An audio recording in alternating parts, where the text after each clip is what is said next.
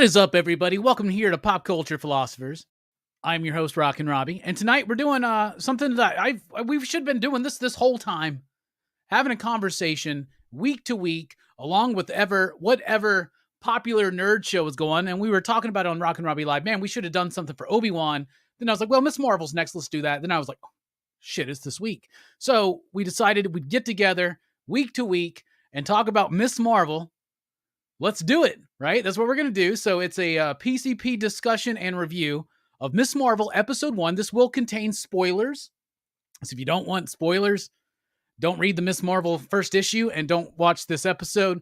But we got a great panel from the PCP Army Bad Batch. First of all, we got the man who has the second or third best comic book reviews on YouTube. It's Nick from Comic Culture. What's up? Thanks, dude. What's going on? Glad to be here. Glad the Bad Batch can be represented. Yeah, let's get into this, man. It's a good show. Let's get into it. Speaking of getting into it, nobody gets into it like my man Taki. What is up, my man? Hey, what's happening? Thanks for having me. I appreciate it. Station. Yep. And a pop boom. Yep. Pop boom. That's right, man. You got to lean into it too, right? Yeah. I'll get it. I'll get it. Yeah, when you get hype, when you get hype. Speaking of getting hype, it's Steph. What's up, my man? That would help. Station. Muted. Yeah. What's going on, brother? What's going on, fellas? Of course, my compadre over at Dylan's Horror Show. This upcoming week, don't forget that on Saturday, we're talking about... Where's the button? There it is. We're talking about Dylan's Horror Show, Henry, Portrait of a Serial Killer. This is the Deja Vu edition, isn't it, Steph? Oh, yeah. So nice. We had to watch it twice. It was so good knowing for 2 weeks what the movie was going to be, though. I'll tell you that. That was really nice. Speaking of 2 weeks late, Fable, what's up, my man? I don't know how that worked, but it did. Station. What's going on, fellas? The host of Blame Fable tonight, of course, Rockin Robbie Live is the official after show for your show. So there is. Thanks for being here, homie. Of course, brother. We had to have a New Yorker here. Yeah, that's true. We had to. Even though this is Jersey City. It's close enough. Close enough to us. Yeah. And we got the car salesman of the year. It's Brandon from Comics Kings. What's up, my man? Hey, what's going on, Robbie? Thanks for having me tonight. What's going on, everybody? What's up, dude? We're excited to be here. This is going to be a fun show. You out there in the chat, we want you to be a participant in the show. So obviously, as we go through this, feel free to share your thoughts. I may share them on the screen, or you may even derail the show. You never know what's going to happen here on Pop Culture Philosophers. But let's get into it. Like I said, full spoilers. I don't want anybody to... We should probably, at the bottom left there, we should put like a spoiler talk thing or something so that way it's always there. Yeah. That's interesting. Manny, work on that. Anyway, we do want to thanks Manny for the awesome thumbnail. Really liked it. Yeah. Even took notes from me, so I like that. I like that a lot. All right. Before I get going, I'm just going to let you guys go. First of all, Nick, what is your history with Kamala Khan, Miss Marvel? Have you read the stuff? Were you reading at the time? What's going on? What's your history with this character? Yeah, I think we're going to have a varying answer for this question here, because my experience with Kamala Khan is very, very, very limited. In fact, it's only like to video games. And so my understanding of her is just what I learned in the video games. She seems kind of like, remember in Battletoads when you hit enough buttons and that fist gets huge and that foot gets huge. Like that's my understanding of this character so far. And so I was glad to watch this first episode and figure this out. If you push the right buttons. You push the right buttons and things pop off. You know what I'm saying? So yeah. So interesting character. Don't know anything about it. Glad there's a show. Get introduced to him. So, yeah, pretty cool so far. All right. What about you, Tucky? Got a history with this character in the comics? Yeah, I mean, Miss Marvel, Kamala Khan is one of my favorite characters of all time. When I first read her, the first issue of the trade paperback, it blew me away that they were able to depict a Muslim family the way that G. Willow Wilson was able to, and I think that my hats off to Marvel for just handing it to the two creators of Miss Marvel and letting them run with it and do what they need to do in order to really get a well-rounded character in a well-rounded world. Yeah, absolutely. And what was the artist on that series? Was it like Alfono or something like that? Adrian Alfonia, Yeah. Runaways artist. Yeah, and then Nico Leon did the later back end part of that run. That is true. Had some amazing cover artists throughout the run, including in the second volume. Cliff Chang did some amazing covers. Yeah. Wow. Yeah. I read it all the way. I read it from the beginning there all the way through at least the Wilson stuff. I read the Ahmed stuff for a little bit, but I kind of fell out of it. It's not because it wasn't good, but it just wasn't super captivating me. But there was something special about that initial run with Wilson and yeah, for real, because the artwork too, which was a different style than like what people are going to be used to for a superhero book, but it worked so well for these characters. It was very expressive, and I can't wait to get into this. Steph, what's your history with Kamala? Oddly enough, I've not read too much Kamala Khan. I read the initial arc with Willow and Aphonia, but after that, I know Kamala popped up in Wade's all different Avengers, and then she was in the Champions. Yep. And I read like the first 12 issues of his Champions, but stopped after that. So like that's about the extent of my knowledge of her. I know she's like, I know the gist, like she's a super fan, hardcore Carol Danvers fan. But that's about it. I just knew she was like a fan that essentially became a superhero, and she was a Inhuman. So this was kind of like a introduction for me, this first episode. All right, cool. I can't wait to get into it then. One of the cool things about seeing her role in the Wade Avengers run and then the Champions run is to see her growth as a character. And that is something that you get to actually see, which is a rarity, to see growth in a character, especially at any of the big two, really. But like to see her from the beginnings and then move into that leadership role that she gets and her acquiring of responsibility. I feel like the initial Wilson and Alfonso, right? I feel like that initial run is very Ditko and Lee. It feels to me like the early issues of Spider-Man, like introducing a character. And I felt like we were seeing the birth of a character that was going to have some import for years to come. So I was excited for that. Fable, you got any history with this character aside from just specking on her? Well, I only started reading 2 years ago, so I've never read the G. Willow Wilson stuff. But when I got into comics, I made it a point to try to get the young Marvel characters on my my backlog. So Champions, I picked up the last two series of that, volumes of that. I have the entire Miss Marvel last volume of that, which was pretty good. I think it ended way too early. But in that run, I got enough of the character to know that I like her. I like her coming of age story. I like the immigrant aspect of it, growing up in a home like that, because I know what that's like. So, yeah, man, I'm digging Miss Marvel just from the last run that I read. Absolutely. I really like the fan theory we got from Chill Out Man there that she was eventually going to defeat Null because blinded by the light. As soon as that starts, they had me. I was like, it helped. Yeah. They really played the hell out of that song. And you know that after the Inhumans TV show, they were not going to make her an Inhuman. Yeah, no. Not at all. Feige wanted nothing to do with the Inhumans at all. Yeah, he's like, what? They did TV shows? I mean, that's just it, because the Inhumans are so great.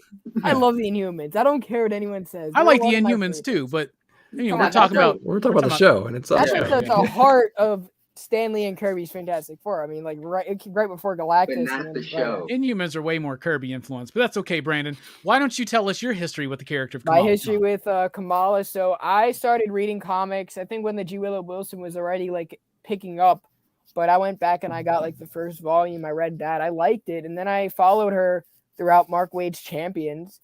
And I really enjoyed her becoming a leader by the end. And then when Jim Zub took the book over to it only really elevated that, right? She kind of like kept everyone else in check, but she was also learning herself. So we definitely got to see her confidence in the Champions run, right? Which we saw in the show and how she's so confident, right? I really like that. She's a very charismatic character. And I really like the energy that artists bring to her character when they just allow like that motion that you were talking about earlier just to flow like so easily into the next. It feels like fluid almost, right? I think she's a very fluid character, and I'm excited for more. I mean, she's never been one of my favorites, but out of the champions, I really enjoyed reading her. Yeah, absolutely. All right. So yeah, I read the book when it first started, and I was into it, like I said, for the Wilson run, and then kind of fell out of it during the Ahmed. Solid and Ahmed's doing it right now, who I think is a solid writer, and I think he has actually gotten better as the years progressed. He's writing Miles right now as well, and I think he's doing a good job there of making Brooklyn a character. Right. Not that I know anything about that, but really good Black Bolt series. Yeah, I remember that Black Bolt. Didn't Christian Ward do the artwork? Yeah, Christian Ward did the artwork. Yeah, that's everybody kept asking me like, what else? Because Aquaman Andromeda came out today. Like, what else has Christian Ward done? I was like, remember Odyssey, Fat Fraction? Like, what else? I was like, with Al Ewing. I was blanking. Ultimates, yeah, Ultimates. Good stuff. Oh yeah, the Ultimates, the one with the Lifebringer Galactus. Yeah, Galactus like held down by eternity. Nice. That was so dope. All right, so some of us more familiar with the character of Kamala Khan. Some of us, it's newer, and that's fine because it's a cool way to see, does the show work? And I'm going to say this. I'll start us off by saying, first of all, I liked the show overall. I liked it more than I thought I would. Yes. I know that it's not designed for a 41-year-old guy who's been reading comics since he was like 5 years old. I get that, right?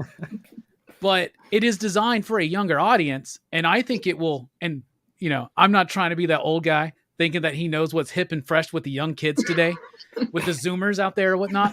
But I feel like I think this is going to work, right? Yeah. I think it's going to work for them. I thought it was a nice package. It was very faithful to the comic book, like incredibly faithful. Yeah. Her family, that dynamic, that's the most, no villain introduced. That's a different thing than we're used to seeing in 6 episodes. Did you see the post-credit scene? I did see that with Damage Control. We'll get to that. Yeah. Right. But is that who that was? Yeah, it's Damage Control. That's the dude that arrested Peter Parker actually in Homecoming nice. No Way Home. Nice, because I thought it was the worst post-credit scene ever. But well, now that you know that it's that guy, context takes context, I guess. Don't worry, exactly. I had to watch a video on YouTube to find that shit out. Okay. You should have played it off. I had to have Rob. I was like, is this the fake Mulder and Scully or something? I was like, no shit, I didn't. Right? No shit. All right, so Nick. Yeah. What did you think of the episode, the first episode overall?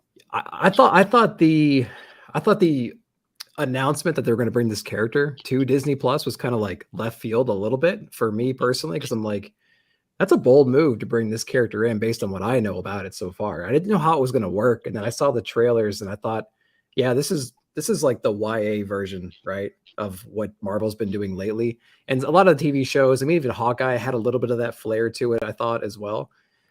So I applaud how confident they were that it would do well enough to like succeed on that kind of a platform. I went into it not expecting to like it, and I thought it was really, really charming, and I enjoyed all the acting in there. The action was fun.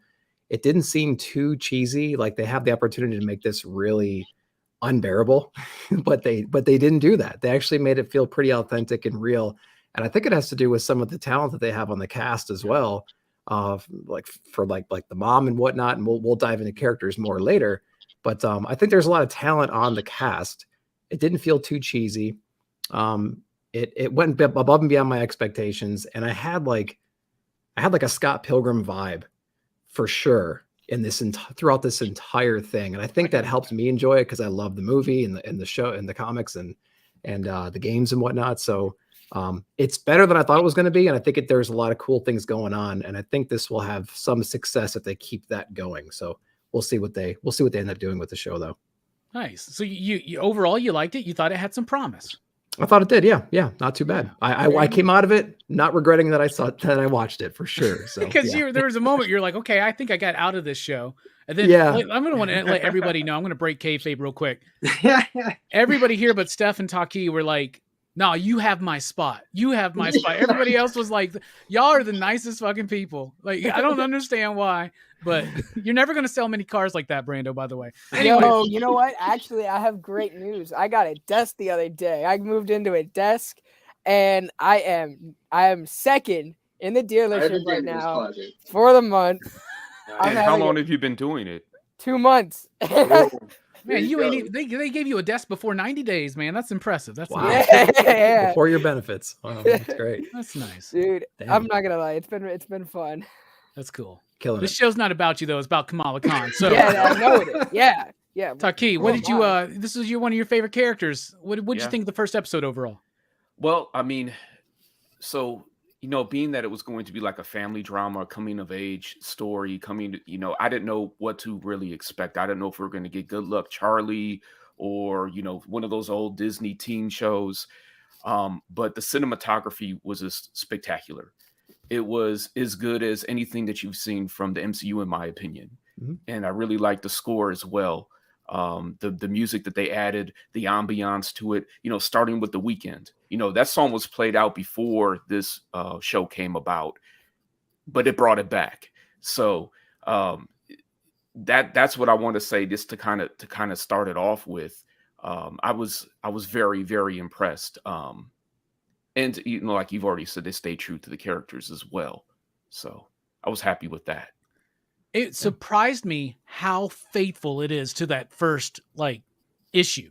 And the first arc, No Normal in particular, but that first issue, like that scene when the dad looks over at the son and he's like, if you pray so much, if you keep praying, you got to eat something too. Like that's like almost line for line, from that. And it's gotten a little bit of criticism for being like, it's a stereotype. It's a cliche of a family, like Chinese American family or Pakistani American family or something. And they really want, they push their kids, they're super strict. They push them and it causes, but you don't see those two being pushed.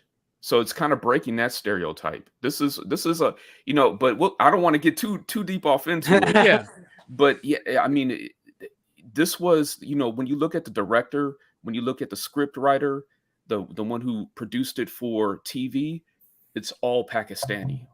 They even went and got all Pakistani actors. I mean, Bruno isn't Pakistani, but I was expecting there to be Bangladeshi actors or Indian actors or other South Asian. No, they went all. I mean, so they could, but that just made this so authentic. Even I think the directors from the Netherlands, Bilal and Adele, I think that they're Pakistani as well. So yeah, my hat's off to Marvel for letting them do it, and then for them to actually produce something that everybody could watch that's at such a high level. Yeah. It did get a little bit of the overbearing parents on like a family that's newer into the country, right? But that is a thing that exists. Like people that are like kids that are second generation American or you get what I'm saying? Like after their family comes in, there is this push because they work so hard to get here.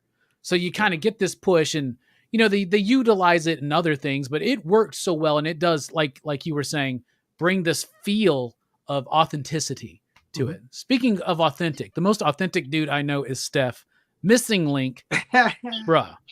And since Manny's here right now, go ahead. Throw everybody's links out there, IG, YouTube, whatever it is. Throw them out there so we get them out and everybody can check out all of these awesome dudes because they do amazing stuff and they're such great guys. But Steph, you're the most authentic of everybody. Everybody else is a little bit of a bullshit artist, like Mel Brooks in History of the World Part 1. But what did you think about the episode overall? I was really impressed. I was super charmed. I didn't think I was gonna hate it, but I didn't think maybe I didn't have high expectations to begin with. So maybe that's why I was impressed. But I can't speak on it, but it nothing seemed stereotypical to me. Everything kind of seemed authentic, like even from her annoyance with the parents embarrassing her, like that's a trope we see all the time, but it felt like supernatural. And I was kind of like Taki and Nick have said, like from the score to like the energy of the animations, everything was super cool. And I wish it was longer, to be honest. I something like that I feel it could be like 10 episodes, and it was a great introduction to a new hero, and it felt very seamless and natural. So I really loved it. Hell yeah, man. Hell yeah. Speaking of seamless and natural, Fable. Those are the two words I always think of when I think of you. What did you think about it, man? Overall, what did you think of this first episode? I thought it was great. I thought they stuck to the source material, like you said, because even in the in the volume that I read, the last volume, all of that stuff is in there. The best friend, the sort of kind of are they going to get together kind of thing that they hint at. You know, it's very stylish. Taki said the cinematography. Some things they tried, you know, it didn't fall for me, but it's the fact that they tried. You know, it's very artistic and very respectful to the cultures and stuff like that, and very relatable to teenagers and people having you know, having this first generation immigrant family. You know, it's very relatable in that aspect. So, yeah, I think it's great. I thought it was really good. Hell yeah. So far, it seems like we're getting a vibe that all of us were maybe like, or most of us were probably like, Miss Marvel. But no, I mean, they did it. They did it well. And it just goes, trust the source material, trust the characters. You can make that work. You adapt it. You don't morph it into something else, which so many times they try to do. And for the most part, if it works, it's going to work. All I care the most about is that the character core stays true. They obviously changed up her powers. It honestly had very little effect to me on the story because she still is the Kamala that I know at that stage. She's a fangirl. She's writing, you know, in the comics, she's writing like fan fiction. And this one, she's like making YouTube videos. Drawing and she's Stop and I'm like, motion dude, and everything. She makes some good ass YouTube videos, and look how fast her upload speed is. Jesus, he needs to be my editor. I'm on Fiverr, and I don't get that. I know. What is that? All of us can relate down. to that, right? All of us can see that. You're like, oh man, cool. You know, we do that. Yeah, that'll the get 5 subs and the 2 views. Yeah. Hey, we've all been there, man. We've all been Our there. best friends commenting, your mom commenting, you know, or something like that, you know. Thanks, Like, Grandma. you're calling your sister, like, will you please just comment on my video and be like, good job. You don't have to watch it. Just hit Drop play. a station and be like everyone else. Oh, 2 people. Two Gun Pedro says there's a difference between a desk and a table, Brando. Speaking of which, Brandon, what did you think about this first episode overall? Wow. So I really think that this is an emotional issue. Like, we start off like Taki was mentioning the score, but like that's to lift the mood, right? You're upbeat, right? And then like Kamala as a person is very upbeat, but then when she's with her parents, it's like she's at her lowest, right? And the way that they did the score and that, it was like you've just felt so many emotions in that first episode. It was very good. I really enjoyed it. I didn't expect to like it as much as I did, but you know, I think we've all pretty much said like they did a very good job trusting the stories. I liked the G. Willow Wilson, like the plaque that they had with the and they had like all like the artists and on it. All their I names thought were that on was there. like really cool. So many Easter eggs. Yeah. Right. And the guidance counselor is Mr. Wilson. Yeah. I'm sure that's a nod too. Yeah. Yeah, it was G. Willow Wilson. Yeah. Grant W. Wilson. Gabe. Oh, great. Gabe. Sorry, I'm so on Moon Knight. But Steph was saying this earlier when we were talking. This was stronger than Moon Knight already, and it was a completely different tone. I hate to say it, but I agree with that 100%. As a first episode, yeah. As a first issue? Well, the first episode of Moon Knight I thought was okay. It was at episode 2 where I started being like, what? I mean, we're going a different direction with this now. It's only put up your dukes, mate. Put them up. Put up your dukes. I'm Mr. Noy. Anyway. It's only going to go up from here. I mean, Robbie, you know what they say, right? Oh, boy. You're not going to get me in a D's Nuts joke, bro. Why don't you just finish your thought? You know what they say, Robbie?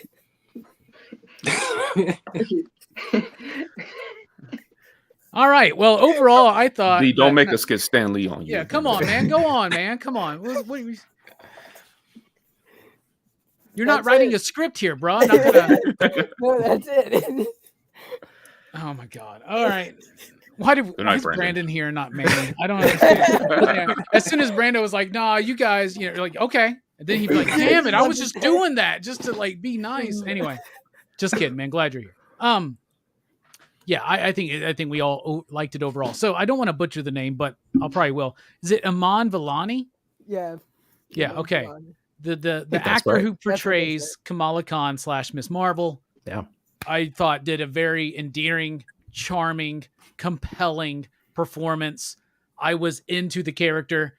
I did not grow up a Pakistani American in Jersey City idolizing Carol Danvers. I don't have that experience, but I do now through this and through the book. And she portrays the character so well, like so well. They could have got somebody, and usually what they do in these roles is they get somebody that's sarcastic and snarky and cool, and because everybody likes to be on the internet and be witty and cutting people down and being sarcastic. She's not that character. She's never been that character in the comics. They recognize that, and they wrote her in a correct way, and then Vellani performed the hell out of it. I thought she did a fantastic job in this role. I have not been impressed by a young actor like this since was Haley Steinfeld in True Grit, right? Like, and she's not that young at that, but like super impressed. What did you think about Amon in this role, Nick? I actually agree. I had a little bit of fear because like whenever we bring in new like minority characters, like they have a lot of crap thrown on top of them, and I was like scared to death that like this would be another example of that. But I think she knocked it out of the park, man. I can't imagine any hate that she's going to get at all. I mean, I think she did a really, really great job. I think she emoted really well. I think she had a believable character. Like her motives, the way that she portrayed them, and the story they were telling to make this all make sense to us, I thought was done very, very well. I like the dynamics with her and her parents. I thought that was really well done.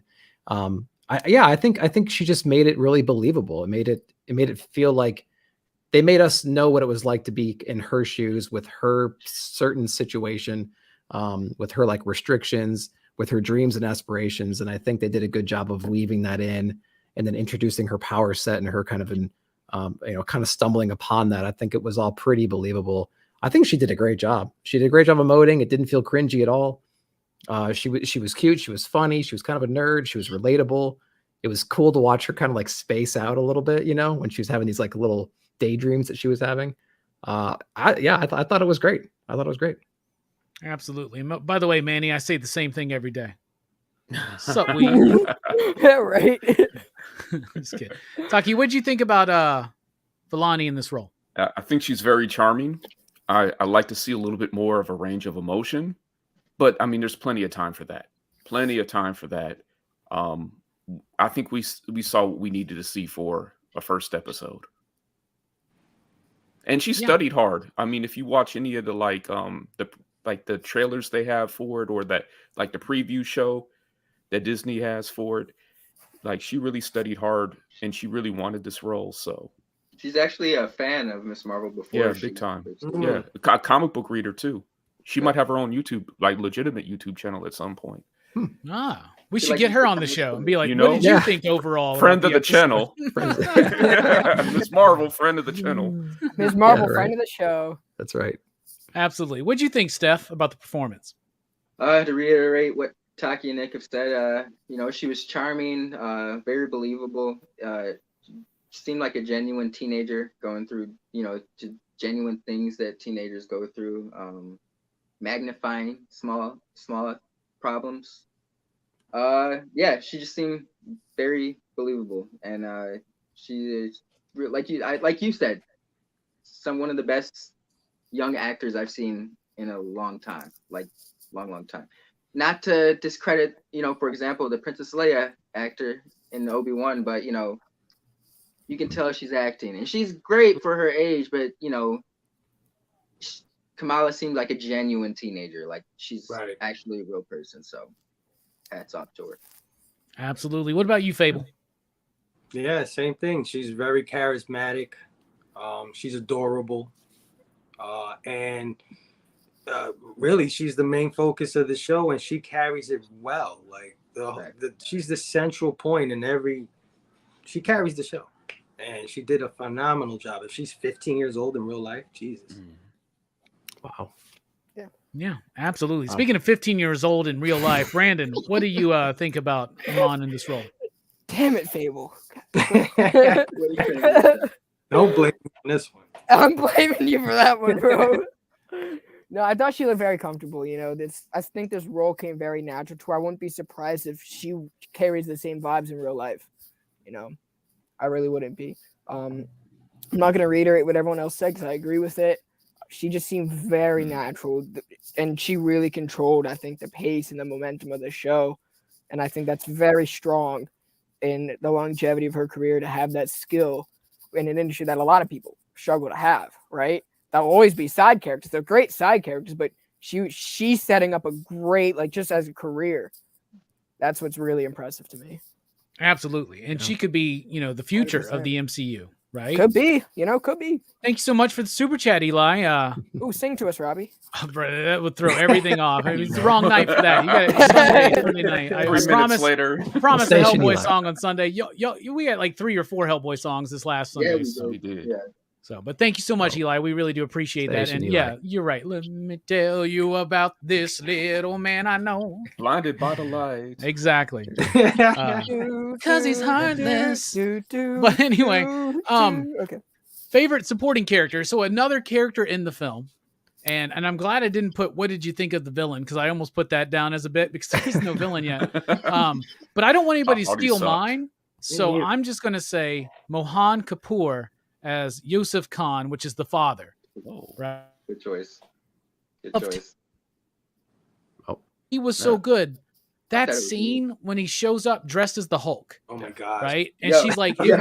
it would be humiliating. You feel his pain. He's crushed, Yeah. bro. Like you feel like he's Yeah. trying so hard to relate and connect to his daughter and be She's embarrassed. and hip, right? Like do a show review on Miss Marvel, like right, a little bit out of place, but trying to do it and do it right.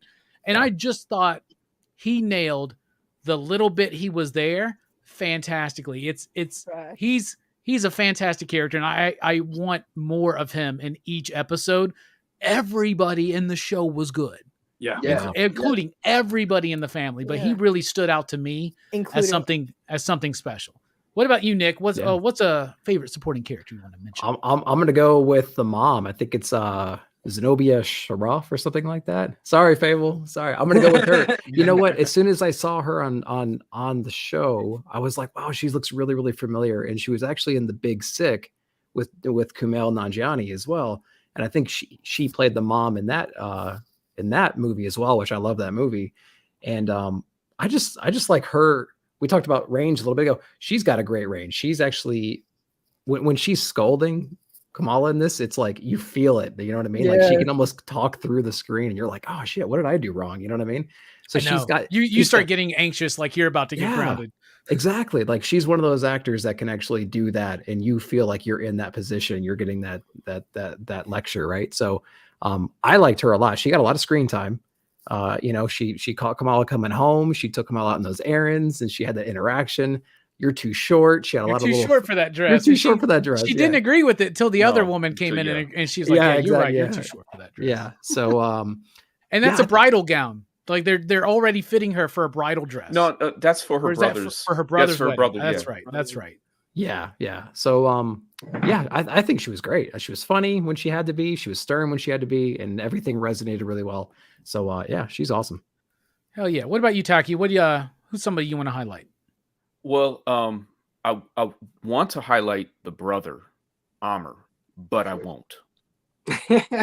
And Bruno killed it. The actor that played Bruno, second strongest performance for that episode. But It initially threw me off because visually he did not look like him to me. no, we it's don't same talk here. about Bruno.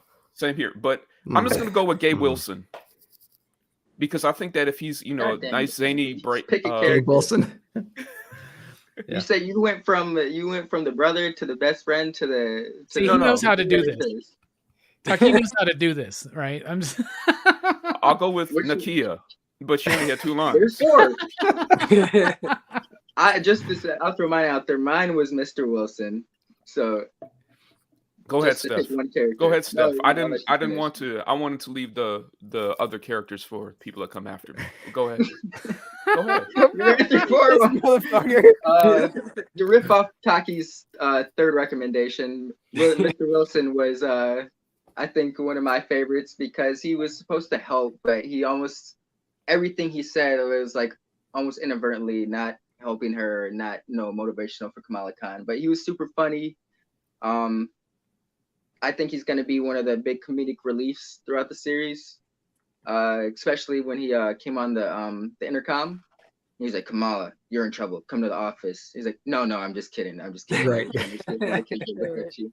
Just shit like that. I think that was super cool. Seem definitely like a hip guidance counselor, hipper than I ever had. So trying to be I hip. think it was funny. True, yeah.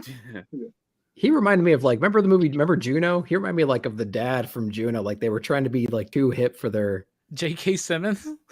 Or the well, I'm talking about like that relationship in general, Yeah. like not necessarily the actor, but like that relationship. It was like this overly, I don't know. It was like an authority figure that was just really, really jokey and sarcastic and trying to relate to the kids and stuff like that. It worked, but I had that vibe when I saw that guy. Had that really cool shot too, where it split the screen when they were talking, and it like goes in and it goes to their faces and it splits the faces. I actually really like that shot. I thought there was some really cool, clever type stuff here. What about you, Fable? What's a character you liked?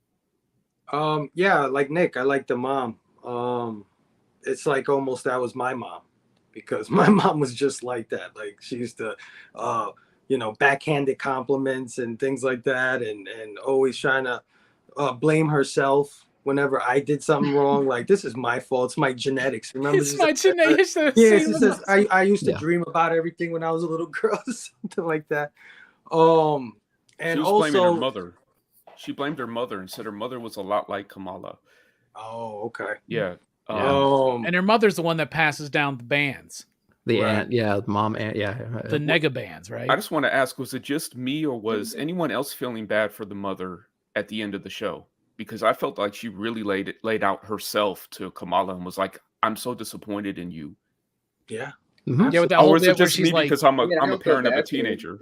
Yeah. No, man. When she was in the room there and Kamala gasped, like, holy crap, like she's caught. I felt that. Like, exactly. I remember that feeling when I got caught. You know what I mean? But did you feel bad for the mother? Yeah, absolutely. Like, okay. Mm-hmm. Absolutely. Because she's trying her hardest and she doesn't understand Miss Marvel. She doesn't understand teenager life and whatever. So, but she's trying to get it, but she just can't, and I've been there too. So again, like the mom, but one of the things I loved about the acting of the mom in particular is that when she was scolding, like you say, or telling the kids what to do, she was very calm. Mm-hmm.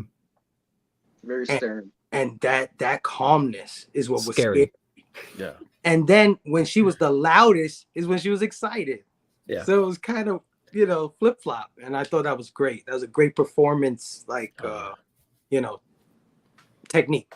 Yeah. But do you think that some of her overprotectiveness is due to the fact that she might understand this power that her family's kind of had that's brought, and she's like worried of that blossoming into her own daughter, right? Maybe, so it's but like we don't know if she has power. Yeah, but we'll get into that. She kind of looked at those bands though, like she was like, "No, put these away." She knows there's like a past there or something. Right. She could, yeah. That's the. And assumption. I've seen other people allude to the idea that maybe trying to figure out the history of where these bands came from leads into Kamala's involvement in the Marvels movie that's coming up because she's a part of it. So obviously they're the Kree nega bands that Captain Marvel back in the day is wearing, and I think we got the first appearance of the Negative Zone in this Probably show. with that. She flips through the thing like, because when Rick Jones and Captain Marvel were connected, they would hit the nega bands, and one of them would go to the Negative Zone, and one would be in the real world. Like, I think we got the first Negative Zone right there. Like, I'm just saying, like, if you want to spec on this, I would buy it and get it graded. This first episode. That's what Marvel needs is another realm, another world, or whatever. Spec on that issue. Get the NFT of Miss Marvel episode 1. Johnny Depp as Mephisto, 2023. What about you, Brandon? What's a character you liked? I really like them all. I really think that the mom had a very powerful performance. I think a lot of times when parents, so when I was teaching karate, I would have that conversation with like a lot of parents, right? That was something like they would like confide in me. And like the change they see in their kid, right? They some of them were 11, some of them were like 5. Or it's like if kids were like going out, like they'd be like, it was hard because I'd always like feel for the kid, right? Because it's like they're expressing themselves, but it's a different generation. than like what the mom is expecting, you know? So it's kind of hard to separate society from culture, right? How do you mix those two in, right? Or how can a kid like what are they naturally going to do? Want to dress and be like everyone else, right? It's so I thought like that was very powerful, like that generational difference between the two of them and in the family was very well done. I thought it was very thoughtful, and it was very powerful how every person felt, like how, you know, like, because we have misunderstandings all the time with each other, but it's like sometimes when someone else doesn't think the same thing as you, you get upset by it, right? And it really showed in the father, the mother, and in Miss Marvel and in Kamala too. And I thought that was really powerful. Well said, man. And now we know why Taki picked 4 people, because he knew half the panel was going to talk about the mom. So there you go. All about those moms. All right, let's talk about the special effects and the action. There's not so much action in this movie, but we can talk about the style of it, right? First of all, I'll say this. Better special effects than Moon Knight. Like, straight up. Like, first of all, yeah, when they she's don't have using, a hippo yet. Yeah, right. I know. We'll see what True. happens. On But 2 legs. when she's using her powers, there are moments where that looked a little jank, right? Yeah. Just a little bit. But all the graphics, like when she's texting Bruno and you see it like appear on the street and in the signs on the Circle Q, which is once again straight out of the comic, right? That whole Circle Q and the setup there. But the way they integrate that when she's walking and telling the story and you get the graffiti animating itself, like that looked awesome. And that's like Scott Pilgrimness that you were talking about. Exactly. Like that worked so well for me. I loved the style. It's not going to appeal to everybody, but I think it's going to appeal to this audience that it's going to, which are people that are used to not, you know, hour and a half long YouTube videos about one episode, you know, like a review on a show double the length or a movie, right? Like, but looking for like a 15-second TikTok video, right? But it has that in an overarching thread that I thought was great. So I love the effects. I loved the style. What did you think, Nick? I would agree. I think I prefer just the weird cartoonish style that we saw all throughout that episode more than how her powers kind of manifested. Although when she first puts the braces on and then it kind of has this weird glow that moves up her shoulder and stuff, I thought that was pretty interesting. When she actually manifests the power, especially initially, it looked kind of janky. I thought I didn't quite know what was going on. The hand scene where she grabs, I think it was Zoe who was falling. I thought that was pretty well done. But I think the best part of like that style was what you just said, when they're kind of walking and then the emojis and things like that were popping up on the sidewalks and in the street signs and in the neon lights and things like that. And we talked about the music before, and I think they're called Hot Sugar or something like that was playing during that whole conversation. Hey, I can't go. Are you sure? I don't know. And the sad faces were popping up. So the graffiti art was like a montage of potential like what if kind of stories, which I thought was pretty cool. So special effects wise, I think I got more out of just the random cartoonish style, that Scott Pilgrim style. I got more out of that than I did her power set. But we'll see how that manifests going forward. Maybe she can be more creative with it and things like that. But decent introduction though. Yeah, I agree. I just loved the cartoon effects. I think it really makes things move along and keeps people's, like especially young people's attention to what they're seeing. And the only time that I've seen anything, not so much special effects like CGI and stuff, but it just reminded me a lot of how I felt when I first saw Into the Spider-Verse. And even though that's a cartoon, it was like a cartoon I've never seen before. And how they brought the newsprint onto the film screen. I just love the innovation. Right. It's funny. It did feel very innovative. Yeah. It's funny you bring up Into the Spider-Verse, Taki, because this movie reminded me of Mitchell's vs. the Machines, which they were producers of. You guys keep saying Scott Pilgrim, but I saw a lot of Mitchell's vs. the Machines. If you guys have seen that, it's on Netflix. But that's a good one.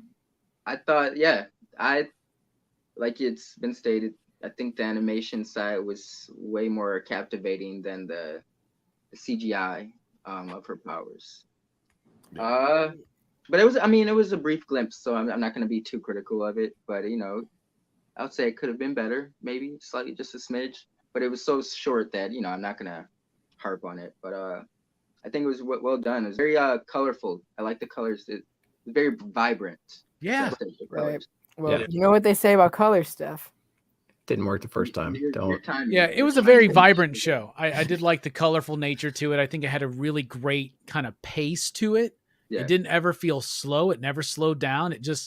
I was engaged all the way through. Right. And I think that sometimes when you're making the same point, it's because we all kind of had the same vibe on this show. I think it worked for us. We're all like, between all of us, we're between like 15 and 45 years of age, something like that. So, and by the way, Aman Vellani is 16 years old in real life. A little bit older than B. I thought she was a little bit. What'd you think, Fable, about the just the style of it, man? What special effects we got? That whole animation bit. What'd you think? It was super stylish, definitely. Everything you guys said, all the little animations on the side, it was very saturated, a lot of colors. They tried a lot of shots. Some of them worked, some of them didn't. I think some of it fell apart at the end, honestly, when they were at the Amazing Con. Like when the head got severed off of the thing. Yeah. It felt like that thing was rolling forever. And I'm like, nobody's freaking out. No one's freaking out. You're like, wow. Then it broke through a brick wall, and I was thought, Jesus Christ, when the hammer swung down on Zoe, I thought she was dead. I was like, well, that girl's fucking dead. Right. I was like, damn, they killed Zoe. You're not supposed to do that. She hung out like a bull rider. Yeah. So, mine is, and those are nitpicks. Honestly, those are nitpicks. It's just a little bit of goofiness, wonkiness, a little fell apart. Yeah. But yeah, I mean, you can't deny that this thing was a labor of love. Somebody cared about each frame, and whether it worked or they didn't, they went for it. So, hell yeah, great stuff. Yeah, absolutely. The Avengers Con thing seems weird because you're like, that just seems like a fucking warehouse rave. It did. Like it doesn't seem like that's a convention celebrating the Avengers. Center. I think that they were really confused on what they could send Kamala to that her parents wouldn't approve of, and they didn't nail it there. No, they didn't, because in the book it's a party. It's a party, and she she shouldn't be at that party. Yeah, she goes to the party. They wind up putting alcohol in her drink, and then she drinks it. She freaks out. She leaves, and then the Terrigen bomb goes off. Thanks to Jonathan Hickman in Infinity, and then we get Miss Marvel, and she immediately changes to Carol Danvers, which I'm glad they didn't go that route. That wouldn't have worked. They made the right changes, but kept true to the core of everything else. And you're right. It is saturated with beautiful, vibrant colors.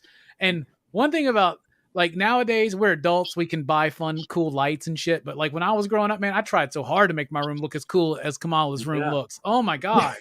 When they were on all the posters and stuff. Roof and the neon sign in the background, Edison. It's great. That's Edison. And Bruno's got a Tesla poster in his room.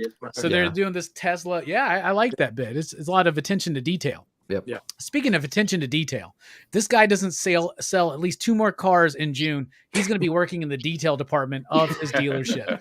Brandon, what did you think about the style of this movie or of this episode? It was a lot of fun. I thought it was a lot of fun. It captured the heart of the show, honestly. Other than Kamala, I would say that the way that the cinematography worked around her and a lot of shots really captured the heart and just the fun and enjoyment of the show. I really think that this has a lot of promise going forward. I mean, it was really well done. I mean, I enjoyed like the whole confetti part. I thought that was like really cool, kind of like something shitty just happened, but hey, look on the bright side, Like there's always like 2 ways to look at things. I really appreciated it. When Zoe gets got by that giant Mjolnir, it's like a goddamn cartoon. It's like it's like itchy and scratchy all of a sudden. I'm like, what? And like you were saying, Taki, I was like, they just killed Zoe. Yeah. Honestly, she looked like Miley Cyrus from the Wrecking Ball music. I just said that. Yeah. He suddenly stole it from you, Steph, when we didn't hear you. I didn't know you. Wait, what did you say that? Manny had compared this in our back chat to Carrie, which more so in this than the party scene in the comic book, but here it is like And it's like a weird reflection on it. So first of all, you got the overbearing mother, but a different version of it than we get in Carrie, right? Yeah. And we get the locker room scene, right? But we get a different version of it, right? I'm glad. Yeah, I got worried there because I was like, what are they about to show on here? I was like, yeah. Right? I was like, hold on. This it went a totally different direction there. I was like, if they could do this in Miss Marvel, Daredevil better beat some ass. He better make some dudes' fucking heads explode. But then you get basically the prom scene at the end.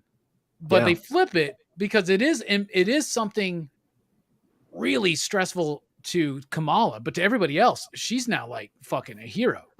You know what I'm saying? But they don't know who she is yet, right? And that's the secret of the mask. But it is like Carrie, Manny, but it's an inversion of it for today, for Zoomers. I don't fucking know. I feel like I'm the dad in the show. That's probably why I've related to him the most. He's just trying to be cool. Like, look, I'm the Hulk. We're gonna go to this Avengers Con together. So hell yeah, man. I thought was anybody annoyed as me as the guy in one of the cosplayers in the background that kept just being like this and stuff? On the stage, constantly. Yeah, that was the dude, right? There was a dude that was but there's always somebody like that. He's just trying to get attention. If you notice, there's somebody cosplayed as Thor, and for the discs, he's got CDs. I'm like, where did this kid get CDs? I was like, that's bullshit. That's the most unbelievable thing about this whole thing is that a kid's got CDs. What are your thoughts on the direction? We got 5 episodes to go. It's only 6 episodes. I think the first episode was super cool. The second episode is obviously, I think, going to be the exploration of the powers. We're probably going to build up a villain. In the original run, the villain was this fucking cockatoo fucking guy. I don't know where they're gonna go, but I'm excited to see. We don't even need a main villain, maybe, but she does need something to come up against. But it's that family drama. If they continue that, and I expect them to do that, this is going to be really solid. It's like taking the best of what we loved about sitcoms in the 80s and 90s with that family dynamic, but applying it to something a little bit less monster of the week, a little bit more tied together and connected. So what are your thoughts on the direction of the series? Where do you think it's going to go? What do you think, Nick? Yeah, that's a good question because, like you said, there is no villain introduced into this one. Although we have things to overcome still. We have her family history. We have the origin of the power. We have her being accepted by her family, by her friends, and things like that. I think they're going to do some. We have the whole episode where she has to give up Khonshu to get imprisoned in the pyramid or something like that. And all the gods got to get together and be like, yeah. Anyway, and then she's dead for an episode and a half. And then the hippo. And nobody else noticed the whole changing. It's like, oh god. Anyway, so I think we have a lot of like personal demons to kind of overcome in this one, and a lot of exploration of the character. That doesn't mean that we can't see something like, I don't know, like a store getting robbed and she goes and takes out the robbers and things like that. So they could play it pretty low level, pretty grounded like that, especially. They don't want to introduce somebody like too deadly or too sadistic into this kind of style of a show. I think they might keep it pretty close to the character and keep it more of like an internal struggle and how she's going to adopt this into her life and into her family and things like that. That would make sense to me. Maybe they don't need a big like villain to be the antithesis of Kamala, right? Like maybe they don't need that because maybe the other people would do that and they probably wouldn't work so well. But at the same time, there's got to be some conflict there. Yeah. And I think we could just have some fun with them being like, you know what, we're going to commit to this character. Let's just build up her family, her powers, her role, I'm cool with this. If the whole thing is at the end of the 6th episode, that's when she fully becomes Miss Marvel, right? Yeah. Because she's going to be exploring this, developing these powers, this costume. But she's got so much to deal with the friendship and / relationship with Bruno. Right? We got the brother's wedding. You don't show a gun in Act 1 and not have it fire in Act 3. So you don't mention the wedding and not actually have that. That's the final episode is the wedding. I guarantee you. Yeah, you know it gets crashed or something like that. Yeah, that's the way it's going to work. And there's probably going to be something that gets introduced, but hopefully that happens in the next episode. They thread that through while we're showing her deal with her powers and now committing to be like basically rebelling against her mother's wishes right there. But that doing your own thing is kind of the journey enough when you're a 15-year-old, 16-year-old, Pakistani young lady in Jersey City, I'm sure. You get what I'm saying? So being 15 is hard for fucking anybody. Right. You know what I'm saying? Like, I vaguely remember it, but I remember Smashing Pumpkins getting me through a lot of it. Speaking of Smashing Pumpkins, Tucky goes to every house on Halloween, and no pumpkin is safe, and he will snatch a sack of candy right from a kid's hand. I've seen it every now and then. Me and It's Billy ugly. Power Max. Yeah, you and Billy go do some deadlifts, then you go snatch We candy. go, exactly. We steal candy from little kids. What do you think about the direction of the series? Where do you think it's going? I think we're going to see her grandmother. I think we're going to find out a little bit more. We'll probably end up in Pakistan at some point. I'm not sure if it's going to be before the partition or after. So there was a partition because India and Pakistan split. So I'm not sure where exactly we're going. You mentioned with the bracelet that it's alien based and it's from the Kree. So I definitely think we'll see that. Absolutely.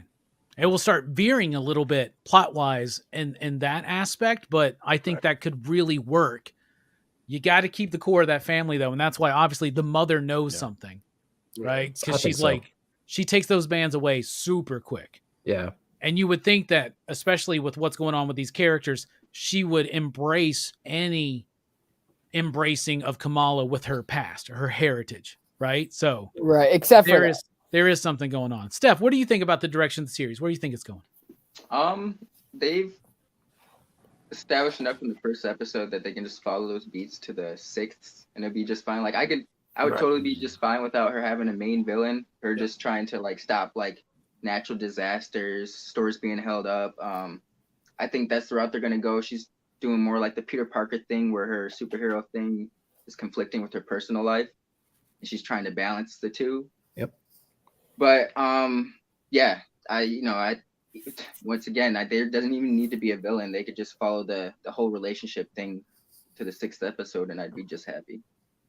Manny says, based on what the MCU has been doing, I wouldn't be surprised if they show her take out Thanos in like 2 seconds. What? Center24 says, Miss Marvel was a nobody, but Marvel made her a star. That says a lot about their branding. It really, really does. There could be a Kate Bishop cameo. That would be a good cameo to go. Like she's like, I'm going to be a hero. I'm going to be a superhero, like Captain Marvel. Mm-hmm. And so she goes and she's trying to stop something from happening, like a heist or something, and Kate Bishop shows up. That would be dope. But with all the leaks, I think we would have known by now. Probably. I think they're really going to focus on just her and her story. And I think they should. Yeah. They only have 6 episodes. Right. So for now. I'm curious if Brie Larson's going to show up. I was just gonna say I could see her just showing up at the very end, like, or maybe even a post-credit scene in the 6th episode, and we'll really see Kamala like flourish as a hero in the Marvels. I think. Yeah. It's definitely going to connect into that, right? Yeah. I mean, it should. They should, because this I think this is going to work for the audience it's intended for, and it's not necessarily intended for us, but it is because we're comic book fans, and it seems like so far for this panel it's working. Yeah. Like 1 episode in, it's working. I got a lot of hope for the direction of the series. What about you, Fable? What do you think? I honestly don't know where the series is going. There was nothing projected. So like what Steph said, if they continue on the path of and I think Nick said it too, continue on the path of what she's doing, that'd be entertaining enough. This was totally entertaining without having any violent action sequences and all that other stuff. But what I think would happen is I think somehow this has to ground into the MCU. Somehow there's got to be a certain connection. So like you said, Brie Larson showing up, giving her the confidence, maybe Kate Bishop because she was on another show. Hey, maybe Riri Williams. They were champions. Yeah. Who knows, you know? And we got Riri coming, but the Carol thing makes sense to me because we know that Kamala's in the new Marvels movie, which is basically Captain Marvel 2, as well as Photon. So Black Panther. She basically she becomes the hero of Jersey City in 6 episodes. Yeah. And Captain Marvel shows up. She goes, "Where'd you get those bands?"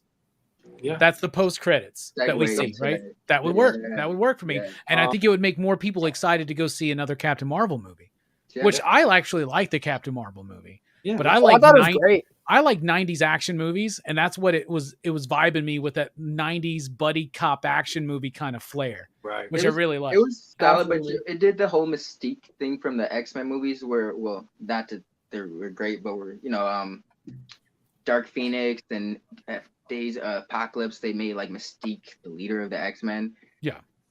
Carol's the inspiration for the Avengers in the MCU.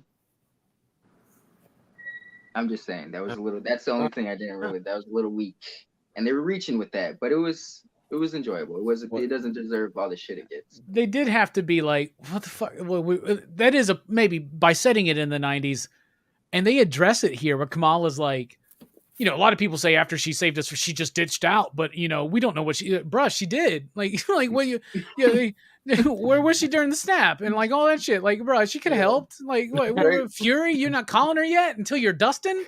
Like, it doesn't make any sense, but that's on Fury. It's not on her. She's out there trying to work with the Kree and all that shit, but whatever. Yeah, By she had the way, that. Brie Larson's been doing them deadlifts. Have y'all seen her? Yeah. Oh, she looks Holy great. Shit. And nobody's going to complain about a flat ass in the next Marvel movie. I swear to God. Nobody. Yeah, man, like anybody could show up. I heard the Skrulls, right? What about the Skrulls? Secret Invasion, all that other stuff that's coming. Why not? I heard that.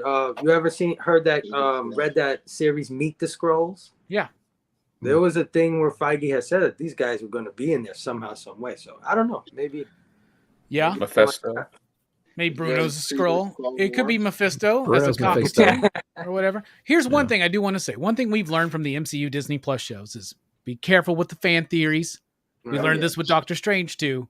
Yeah. Don't let what you see on the internet influence. Like, you got to go in with a clean slate on these things, Right. Because sometimes they're really spot on, and it will spoil the shit for you, and it won't have an impact, or they'll be wrong, and you'll be like, damn, I really did want to see Garfield show up in Doctor Strange Multiverse of Madness. And I don't mean Andrew Garfield. I mean like the fucking cat. Yeah. Lasagna. Lasagna. Chippendale, Robbie.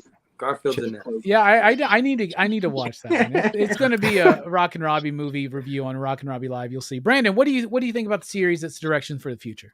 Well, I think like the other like self-discovery series that like I can really think of that's kind of rivaling it is Naomi, right? We recently did that for Archives, and it kind of like had that, but the show really didn't encapsulate anything, and it's not really furthering the character. I think like after one day, we've already seen the difference in Ms. Marvel, right? All they got to do is keep the same momentum, and I think that they have made a lot of people hip to her character and fall in love to her character, right? And it's the right people, because sometimes comic books have like a extent to who has access to them, right? How many other people have access to Disney Plus, right?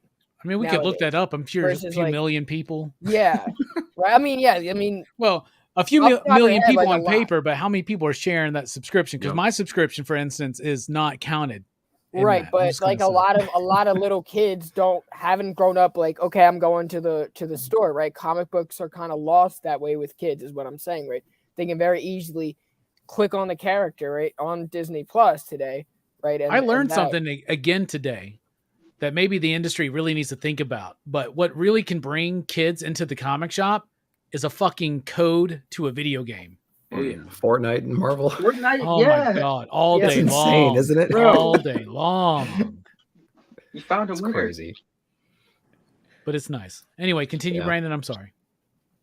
That was really it, like Disney Plus, because the reach of it has that access to kids that comic books don't. Yeah. So I think like that has done a lot where Naomi has failed, right? It did not reach its target audience.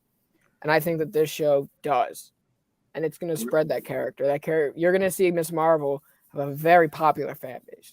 Absolutely. And what we need right now is a $10, maybe black and white newsprint edition of the first chunk of G. Willow Wilson, Ms. Marvel stuff sitting at the register next to Soap Opera Digest in every grocery store, because kids still go to the grocery store with their mothers and their fathers. Mm-hmm. So there I you go. used to grab so many comics from going to the grocery store. Dude, that's how all those Disney, remember the Disney Afternoon Adventures and all that shit? The Disney magazine? Yeah, bro. Disney Adventures was my shit. Yeah, and everybody that read an Archie book in our Archie, age oh, yeah. group read it because of that fucking the aisle. Like, Yep. can I get a candy bar? Can I get a comic? It's Right. got to be cheap. It's got to be cheap, man. It's got to Let me be get cheap. this Jughead while you're at it. You know, But put a damn code in the book. Like, wrap it up. Put a code in there or some shit. Just sell I it all don't day. fucking know. Yeah. All right, it's Okay. time to rate the goddamn show.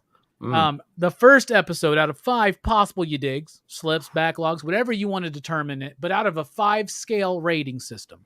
You out there in the chat, we want to know, what do you give the first episode of Miss Marvel? Nick, out of 5 you digs, what do you give it?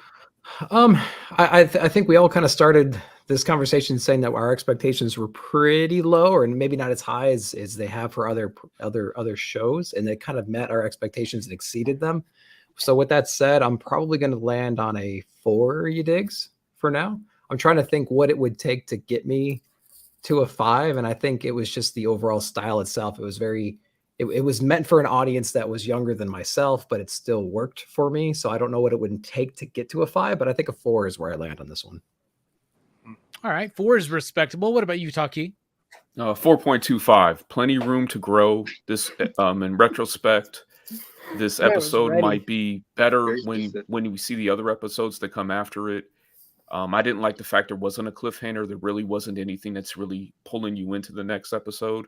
Hmm. And I didn't like the way her powers were displayed. I thought they could have did better than that. Let's Yeah. talk about that real quick then. The way the powers were displayed. Raise your hand if it bothered you. Yeah, I would say it did. You know what? I'm gonna say a little bit only Yeah. because she did something that could have been an embiggen power, right? She stretched out her hand. I said, well, that could have just been her hand. But that's Right. what they don't want to. That's Mr. Fantastic's bit. They want to leave that for him. No, I get it. No, I still totally don't think they know how to get it. stretch somebody like that and make it look good.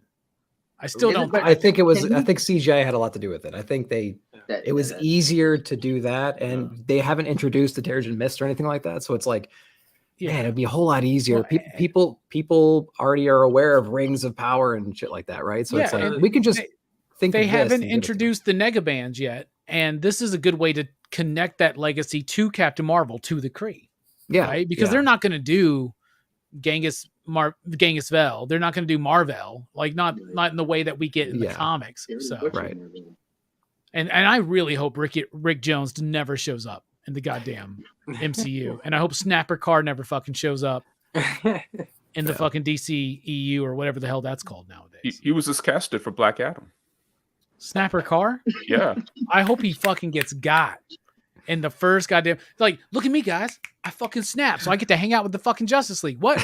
We can all snap.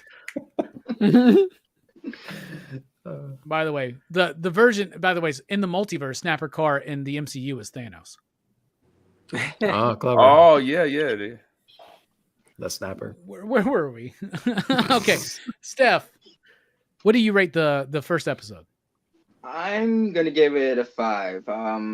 Just Wow. my expectation. I just was really charmed by it. I enjoyed it.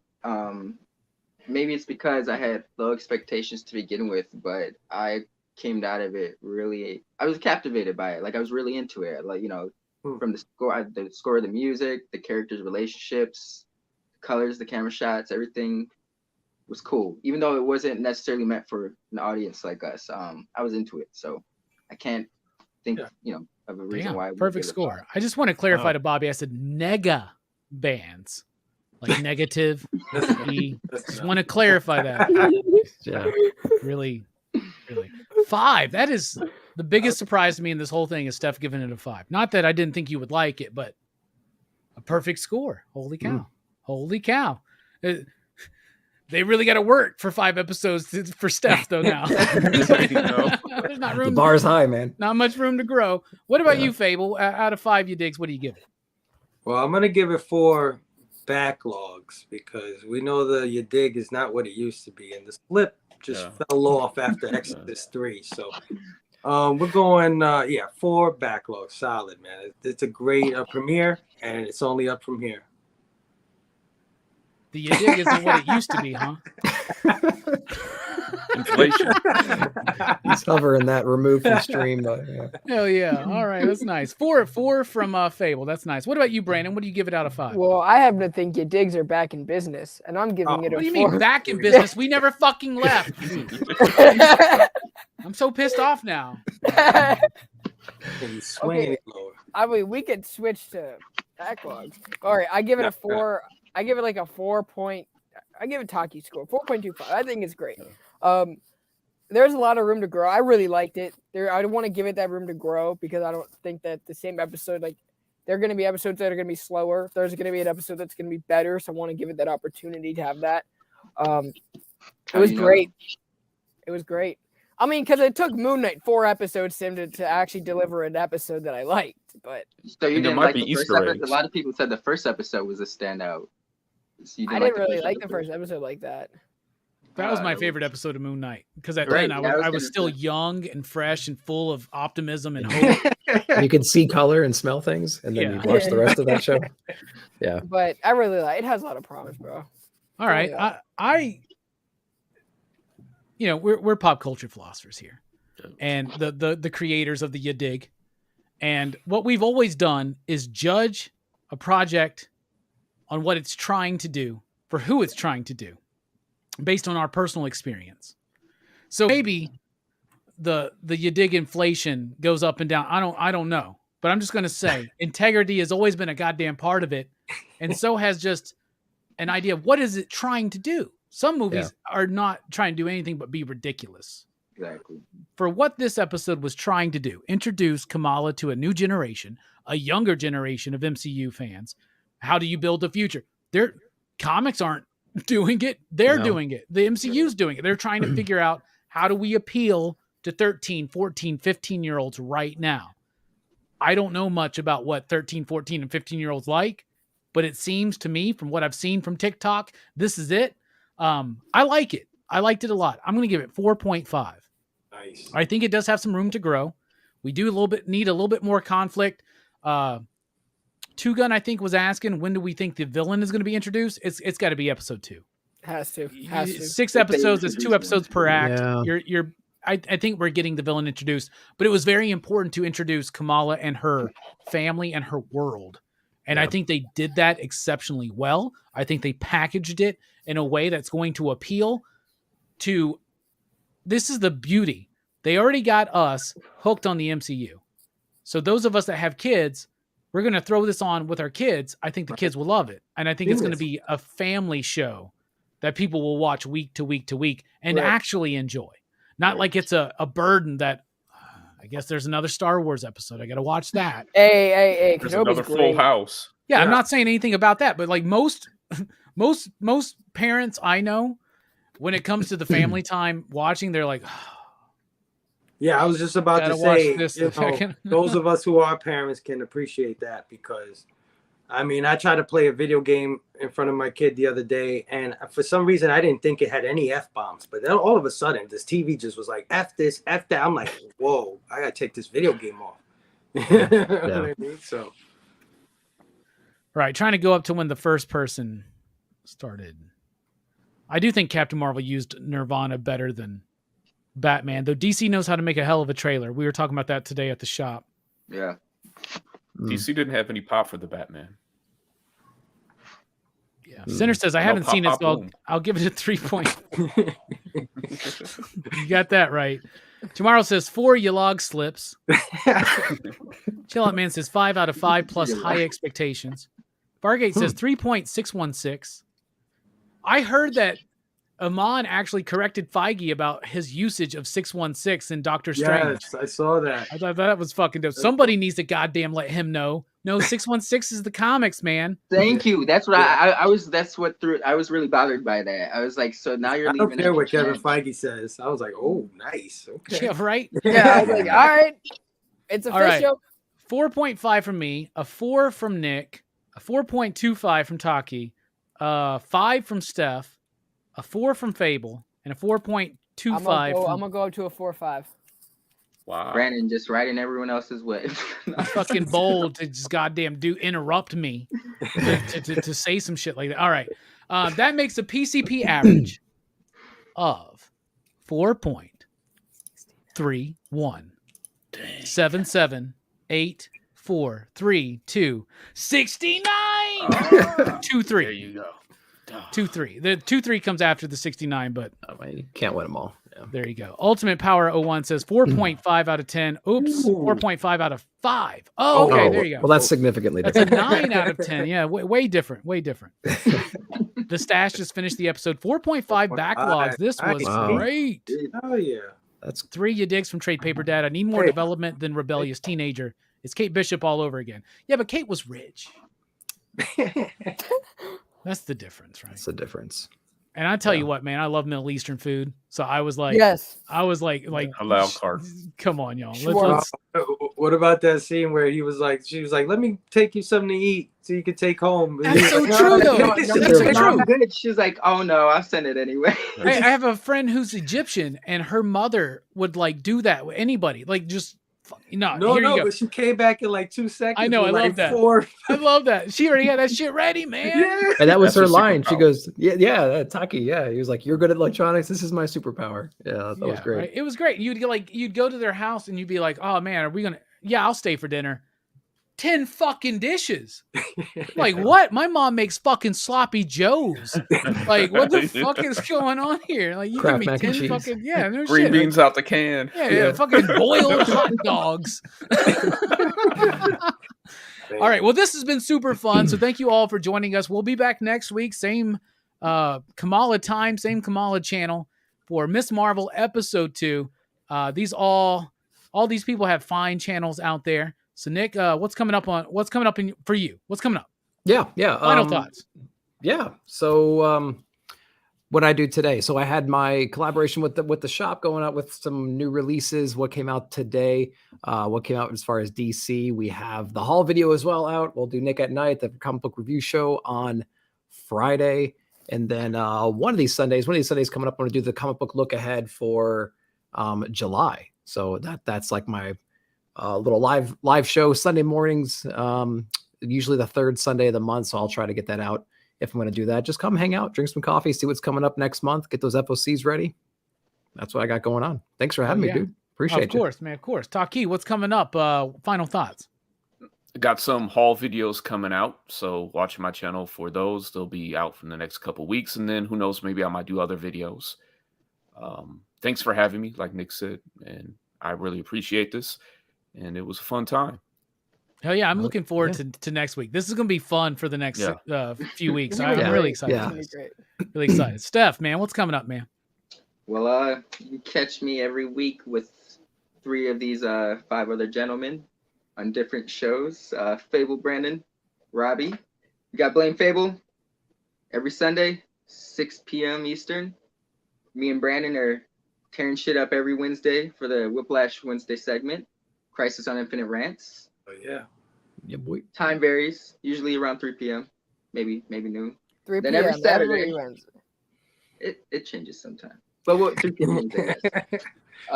Then every Saturday, Dylan, Yeah, man. Robbie, Verno, Fable, myself, review horror movies on Dylan's Horror Show. And it is Henry Portrait of a Serial Killer this week, so make sure you tune in.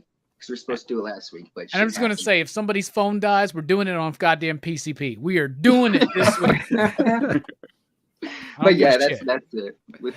Check out all these fine gents. Yeah. Fable. What's up? What's coming up, bro? Tomorrow night at 9 p.m. Eastern on IG Live, I'll go live with Fable's Got You Covered. It's just a show where I show you all the books you should be getting for the following new comic book day. My brother Nick Comic Culture is going to be joining me for that one. Of course, Saturday with these fine gentlemen reviewing Henry on Dylan's Horror Show. And of course, like Link said, man, Blame Fable on Sunday, where we're going to have Brandon Dismay Comics on, and we're going to do 21 Clover Lane as the movie. Cloverfield Lane. Cloverfield Lane. Cloverfield? Yeah, nice. Yeah, we're doing that one. So hang out, man. Come hang out. Hell yeah. It's always a fun time. I haven't seen that movie. I'll try to fit it in. If I can't, You'll I like still just love watching you guys It's talk interesting. about movies. I love it. And, I haven't been on Blame Fable since y'all started the movie review segment, so I'm looking forward to returning. Yeah. Okay. And coming. Steph, you better pick I a got good you. one. I already gave an idea to Fable, but I don't want to scare Herm. Okay, I don't want to. Brando, what's coming up, bro? We got Christ on Infinite Rants every Wednesdays. I'm going to be bringing back weekly wrap up. Fridays, it's going to be a little bit different because Bryce is going to be gone for the majority of the summer, but I think we're going to be doing more of like a little bit of a hangout, kind of doing a little bit of everything instead of just strictly reviews. Just trying to restructure some things right now. Creators Corner, I got to get back on. But yeah, I got to get back on my new comic book recommendations, and I'm trying to get back into posting regularly. It's kind of been a little hard balancing everything, but I think I'm getting everything in a groove, like adding on a little bit every week. So, hell yeah. Yeah, man. I'm excited. Thank you, Robbie, for having me on tonight. And everyone else has been killing it. Check out their shows. They've been super consistent every single week. Right. Go check them out. So super glad to have you back, Brando, making content, man. Yes. Hell yeah. Excited, man. There was a big gaping hole when you weren't. Oh. I'll just say that. Thank you all for being here. Thank you all for being here. I'm like, what? A diamond upside down is a. Wait, somebody do this, and I'll do this, and then we open it up. You're like, what? Anyway, no, thank you all for being here. This has been super fun. I've been wanting to have a show like this, and you know what? Fuck it, let's do it. And so when Miss Marvel's over, She-Hulk's next, I guess, right? And then we're just gonna keep doing this like indefinitely. Whatever show is popping, we're gonna do it. Now we're not gonna do Obi-Wan and Miss Marvel. Can we do Groot at least in the fall? We'll see. We'll see what else is going on, Brandon. Okay. You can do Groot. You can do it. Yeah, you can do it. I can do it. Yeah. You should probably do a YouTube short for that one. Anyway, no, I appreciate you all being here. Dylan's Horror Show, of course, but next Monday, Dr. Sleep. It's Manny's pick. Oh, yeah. Manny's pick for Crew's Choice. Join us for PCP Movie Night. We're nearing the end of Crew's Choice and the beginning of Action Fest. And y'all, you're not even ready. Action Fest is a slam bang lineup, and I've been sharing with a few select individuals the Horror Fest lineup, which has been finalized, and I heard today, not a dud in the fucking group. Not a dud in the fucking lineup. So I'm super excited. So join us on all of our platforms. Y'all, this has been great. I wish I had a really cool sign off for this. So I'll just go station, like, share, subscribe. Join us at popculturephilosophers.com. Pop, pop, boom. Keep on reading. And you know what they say. Station. You know what they say. I'm blinded by the light. Oh, I can't sleep until I feel your touch. I said, ooh, I'm drowning in the night. Blah, da, da, da, da, da.